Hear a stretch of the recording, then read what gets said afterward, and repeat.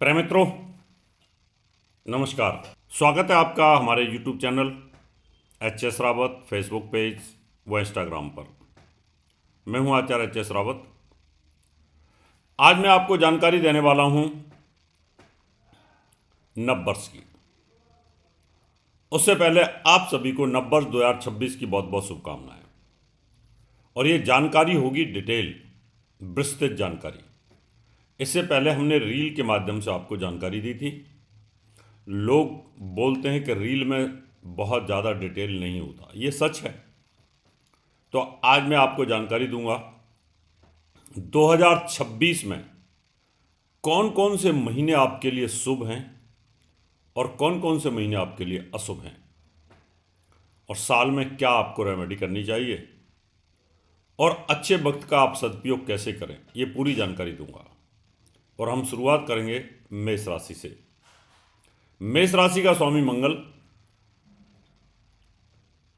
13 जनवरी से ये उच्च अवस्था में रहेगा, धनु राशि से निकल करके।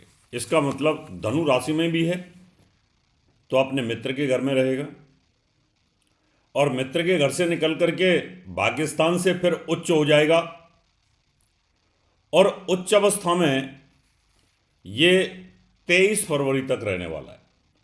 इसका मतलब कैरियर के लिए मेष राशि वालों के लिए 13 जनवरी से लेके 23 फरवरी तक उच्च अवस्था में, लेकिन अस्त है। शुरुआत अच्छी है। अगर आप थोड़ी सी मेहनत करते हैं तो आपको सरकारी नौकरी की सफलता के योग बन जाएंगे, अच्छे पद पर पहुंचने के योग बन जाएंगे। क्योंकि कोई ग्रह अस्त होता है तो उसका फल कम होता है। तो आप एक मूंगा पहन सकते हैं, और ये मूंगा आपको तांबे में, पंचधातु में या चांदी में पहनना चाहिए। सूर्य की धातु गोल्ड में नहीं पहनना चाहिए, क्योंकि यहाँ सूर्य इसको अस्त कर रहा है। और सूर्य को आप जल चढ़ाएं, सूर्य के मंत्रों का जाप करें, तो आपकी शुरुआत जनवरी से बहुत अच्छी हो रही है। इसके बाद में दूसरा अच्छा समय आपका 11 मई से लेकर के 20 जून। यहाँ मंगल स्वराशि में रहेगा, रुचक नाम का महापुरुष राजयोग बनाएगा।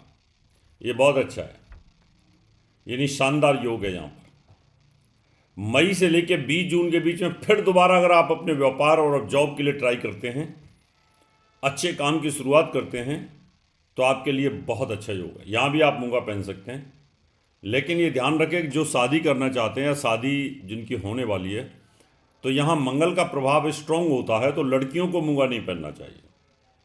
तो ये पीरियड भी आपके लिए बहुत अच्छा आ रहा है। अब हम बात करेंगे दूसरे अच्छे समय की, कि 12 नवंबर से लेकर के साल के एंड तक, दिसंबर एंड तक, यहां मंगल सिंह राशि में भ्रमण करेगा। साल की शुरुआत में भाग्यस्थान से भ्रमण कर रहा है, साल के मध्य में मई से जून के बीच में लगन में कर रहा है, आपकी राशि में कर रहा है, और फिर आपके संतान भाव पर और एजुकेशन के स्थान पर। जो बच्चे पढ़ रहे हैं, जो इंजीनियरिंग की पढ़ाई कर रहे हैं, टेक्निकल पढ़ाई कर रहे हैं, सर्जरी की पढ़ाई कर रहे हैं, उनके लिए बहुत ही अच्छा योग बनता है। तो इसका मतलब 1-5-9 में मंगल की स्थिति बहुत स्ट्रांग है। साल के एंड तक मंगल फिर बहुत अच्छा रहेगा। ये तो रही अच्छी अच्छी बात। अब मंगल की कुछ अशुभ चीज़ें भी बता देते हैं। 23 फरवरी से लेकर 10 मई और 1 अप्रैल से और फिर 2 अप्रैल से, यानी 23 फरवरी से लेकर के 10 मई के बीच में, इस बीच में मंगल और राहु की युति होगी। मंगल और राहु की युति में अंगारक योग बनेगा, जो गर्भवती महिलाओं के लिए अच्छा नहीं है और आपके काम कारोबार के लिए भी अच्छा नहीं है। मेष राशि से 12वें भाव में शनि का मूवमेंट रहेगा पूरे साल तक। फिर उसके बाद में यहाँ 2 अप्रैल से 10 मई के बीच में यहाँ पर मंगल और शनि की युति रहेगी 12वें भाव में। मंगल राहु और मंगल शनि मेष राशि जिनकी है उनके लिए अच्छा नहीं है। और ग्लोबली अगर देखा जाए, यूनिवर्स में देखा जाए, यानी पूरी पृथ्वी लोक पर देखा जाए, तो ये पीरियड युद्ध कारक होगा, दुर्घटना कारक होगा। 2 देशों में फिर युद्ध भड़क सकता है, ऐसी सिचुएशन पैदा हो सकती है। तो इस समय में बचाव करने की आपको आवश्यकता रहेगी, जिससे कि हम इस बुरे वक्त को निकाला जा सकता है। अब हम एक और पीरियड बताएंगे आपको जो बुरा है, वो है 18 सितंबर से लेकर के 12 नवंबर तक। ये 54 दिन का है। यहाँ पर मंगल नीच अवस्था में रहेगा। समय नोट कर लें, 18 सितंबर से लेकर के 12 नवंबर तक यहाँ मंगल नीच रहेगा आपकी राशि से चौथे भाव में, जो आपको हेल्थ इशूज क्रिएट कर सकता है, आपको तकलीफ दे सकता है, आपको परेशानियाँ दे सकता है। तो यहाँ पर भी आपको एक मोती पहन के रखना है और आपको मंगल के मंत्रों का जाप करना है, जिससे कि आपको किसी प्रकार की तकलीफ ना हो, परेशानी ना हो। ये रहा बुरा और अच्छा वक्त। इसके अलावा कुछ और प्लैनेट भी हैं आपके लिए जो बहुत अच्छे हो सकते हैं। अब हम बात करेंगे आपके लिए सूर्यदेव की। आपका जो सूर्यदेव है वो एजुकेशन का लॉर्ड और संतान का लॉर्ड होकर के वो 14 अप्रैल से लेकर 15 मई के बीच में 1 महीने के लिए उच्च रहेगा। यहाँ पर भी आपके लिए बहुत टॉप का बनता है। इसका मतलब आपको सूर्य भी अच्छा फल करेगा अप्रैल से लेकर मई के बीच में, और वैसे भी अप्रैल से मई के बीच में मंगल भी स्वराशि के अंदर भ्रमण करेगा।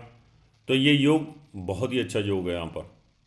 तो अगर आपकी सूर्य की दशा चल रही तो माणक पहन सकते हैं। ये उच्च अवस्था में रहने के कारण आपकी एजुकेशन, आपको पुत्र सुख, संतान की सुख की प्राप्ति, उसके लिए बहुत अच्छा रहने वाला है। और सूर्य यहाँ पर फिर नीच होगा, जो आपकी पढ़ाई में थोड़ी सी दिक्कत पैदा कर सकता है। वह 17 अक्टूबर से लेके और 16 नवंबर के बीच में, इस बीच में नीच हो जाएगा। अगर कोई एग्ज़ाम वगैरह आपने देना है, विदेश यात्रा करनी है, संतान को कहीं भेजना है, इधर उधर भेजना है, तो वहाँ थोड़े से बचाव करने की आपको आवश्यकता है, क्योंकि वहाँ आपका पंचमेश नीच रहेगा। और आप स्वयं पढ़ रहे हैं तो आपकी पढ़ाई के लिए अच्छा है। गर्भवती महिलाएं तो उनके लिए भी बहुत अच्छा नहीं रह सकता, यहाँ पर थोड़ी सावधानी बरतनी पड़ेगी। एक पीरियड और है 17 अगस्त से लेकर के 17 सितंबर। जो कंसीव करना चाहते हैं, चाइल्ड कंसीव करना चाहते हैं, उनके लिए बहुत अच्छा है, क्योंकि सूर्य इस समय स्वराशि में पुत्र सुख देता है। तो ये सूर्य की स्थिति रहेगी। अब हम बात करते हैं बाकी के और आपके गुरु की। गुरु 1 जून से लेकर के और 31 अक्टूबर तक, और 31 अक्टूबर से एंड तक यानी 1 जून से 31 तक उच्च रहेगा। और आपके यहाँ पर हंस नाम का महापुरुष राजयोग बनेगा। आपके सुख साधनों के लिए बहुत अच्छा है। इस पीरियड में आप मकान, गाड़ी, भूमि, जायदाद कुछ लेना चाहते हैं तो बहुत शानदार योग है। शनि पूरे साल आपके 12वें भाव में भ्रमण करता रहेगा। कोर्ट कचहरी से आपको बचाव करने की ज़रूरत है, क्योंकि शनि की 7.5 पूरे साल आपके ऊपर चलेगी, और ये 7.5 आपके सिर के ऊपर रहने वाली है। 12वें भाव का शनि है, तो ये आपके लिए बहुत अच्छा नहीं है, तो यहाँ ध्यान रखना है। और पूरे साल 11वें भाव में आपका राहु रहेगा। राहु अच्छा है। केतु आपके 5वें भाव पे रहेगा। केतु सूर्य की युति आपकी अगस्त में रहने वाली है, अगस्त और सितंबर में। तो यहाँ थोड़ा सा ध्यान करना है, हार्ट से संबंधित तकलीफें हो सकती हैं। उस समय आपको सूर्य के मंत्रों का जाप करना है, और साथ में सूर्य को जल भी चढ़ाना है। और एक काम और करना है, जब सूर्य नीच का होगा उस समय अक्टूबर से नवंबर में, उस समय ये उपाय करना है। और जब सूर्य स्वराशि में केतु के साथ युति करेगा उस समय माणक पहनना है और केतु के मंत्रों का जाप करना है। तो ये स्थिति आपने देखी कि यहाँ पर राहु और केतु का जो एक्सेज है वो आपके 5वें भाव और 11वें भाव में दिसंबर तक रहेगा। दिसंबर एंड में जाकर के ये चेंज हो जाएंगे। 5 दिसंबर से राहु और केतु चेंज हो जाएंगे, तो एक बहुत पॉजिटिव योग आपके लिए बन जाएगा। तो ये था पूरे साल के शुभ, अशुभ और अच्छे वक्त का प्रेडिक्शन, फलादेश मेष राशि वालों के लिए। मेष राशि के शनि की 7.5 का प्रभाव है। शनि का मंत्र ओम सम शनिश्चराय नमः, ये मंत्र जाप आप कर सकते हैं। शनि को पूरे साल तेल चढ़ा सकते हैं। काले कपड़े आपको नहीं पहनने, इसका आप ध्यान रखिएगा। तो मित्रों, नए साल की शुभकामनाओं के साथ आपसे हम विदा लेते हैं। आप भी अपने नए साल का वर्षफल जानना चाहते हैं तो आप दिए हुए नंबरों पर अपॉइंटमेंट लेकर के मुझे मिल सकते हैं।